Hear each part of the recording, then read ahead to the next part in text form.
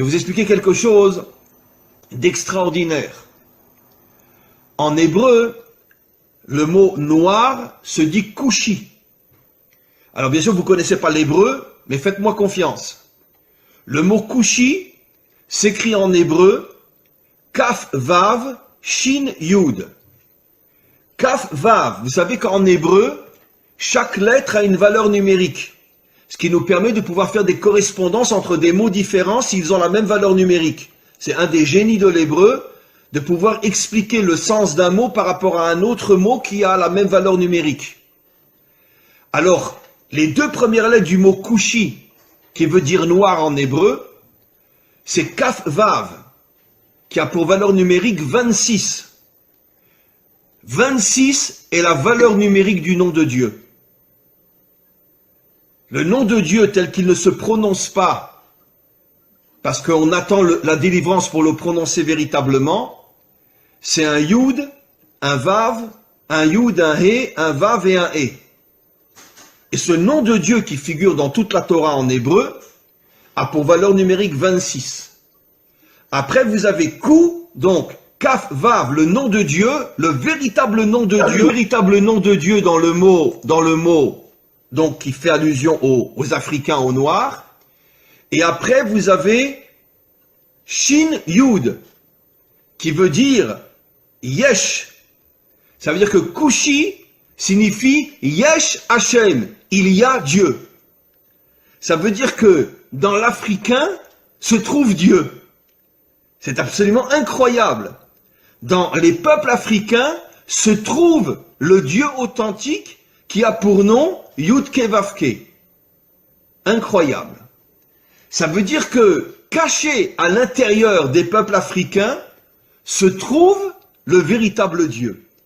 Et c'est pour ça que en hébreu on appelle le noir Kushi, qui fait allusion à Yesh Havaye. Dieu se trouve à l'intérieur des peuples africains.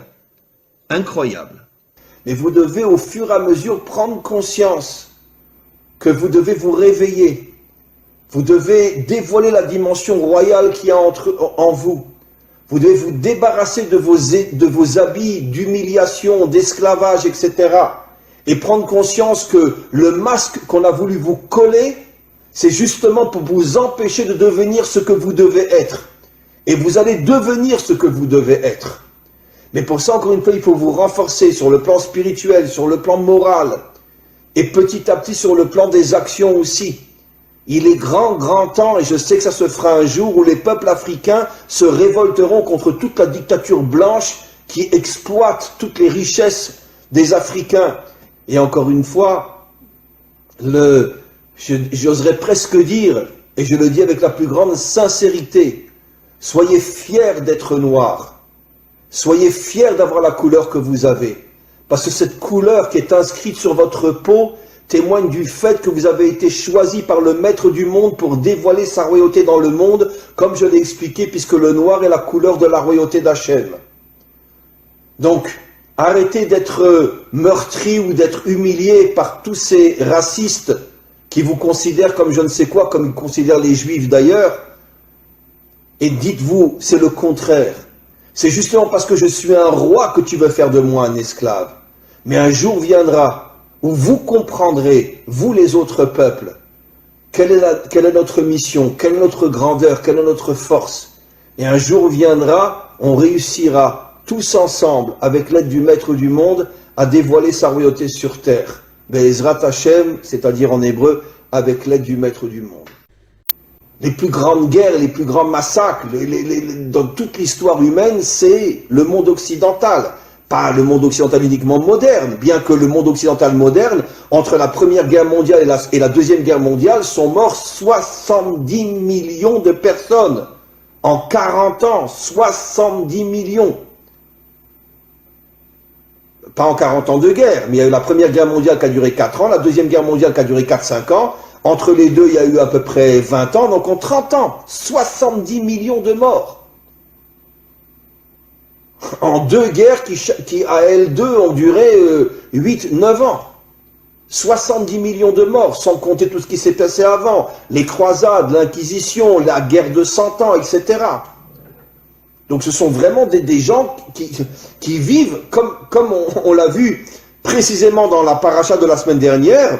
Yitzhak, quand il bénit Esav, il lui dit, tu vivras, Becharbecha Tirye, tu vivras avec ton épée à la main. L'Occident, c'est un peuple guerrier. D'ailleurs, j'expliquerai ce soir dans un autre cours qui sera aussi sur mon site, qu'en vérité, c'est la raison pour laquelle le monde occidental a adopté la religion chrétienne qui ne parle que d'amour et de bonté pour se créer une vitrine et cacher son véritable caractère.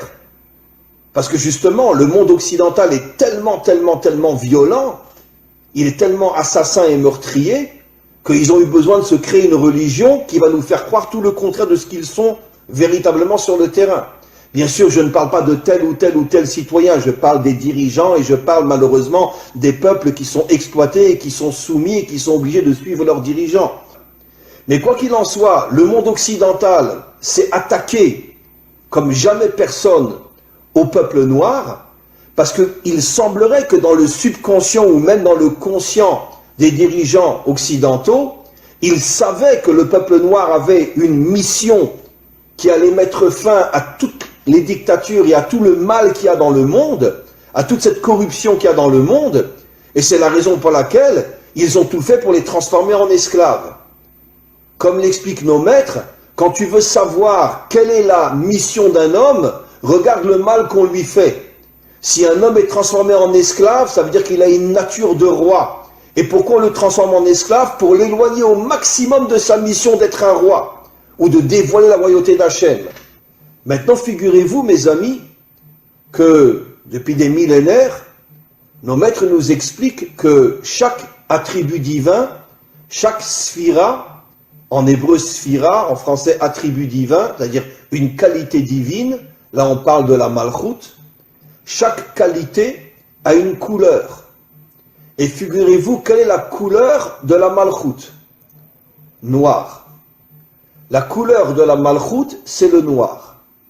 C'est absolument incroyable. La couleur qui définit la malchoute, la royauté, c'est-à-dire le dévoilement de la royauté d'Hachem dans ce monde, c'est le noir. Vous comprenez, mes amis, quel est le lien entre la mission d'Israël et les peuples africains?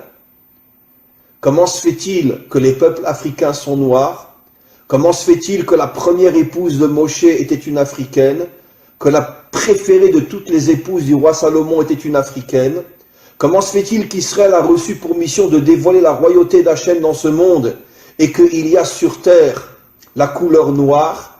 Et nos maîtres affirment depuis des millénaires que la couleur noire est l'emblème de la royauté d'Hachem. Eh bien, mes amis, vous comprenez quelque chose d'absolument incroyable. Que les peuples noirs, eux aussi, comme Israël, sont en première ligne du dévoilement futur d'Hachem en tant que dirigeant de ce monde. Mi chamocha ba'elim Hachem, qui est aussi grand que toi, Dieu du monde? C'est lui qui a dit ce verset-là. C'est-à-dire, c'est lui qui a reconnu la grandeur de Dieu. Et nos maîtres nous disent que cela fait allusion à la délivrance finale où toutes les nations reviendront vers Dieu et diront « Qui est puissant comme toi, maître du monde ?» Mais moi, ce que je rajoute, c'est qui a dit ça? Qui est le modèle de la délivrance finale au niveau des nations? C'est Pharaon. Et nos maîtres nous disent Pharaon était un Africain, un Noir. Ça veut dire que la Torah nous révèle il y a des millénaires que le modèle, que le phare du retour des nations à Dieu, le Dieu authentique, ce sera un Africain ou les Africains et non les Blancs, non les Occidentaux. Après, tout le monde suivra, les Asiatiques, les Occidentaux, tout le monde suivra. Mais c'est Pharaon qui a dit « Qui est comme toi, Dieu, créateur du monde ?»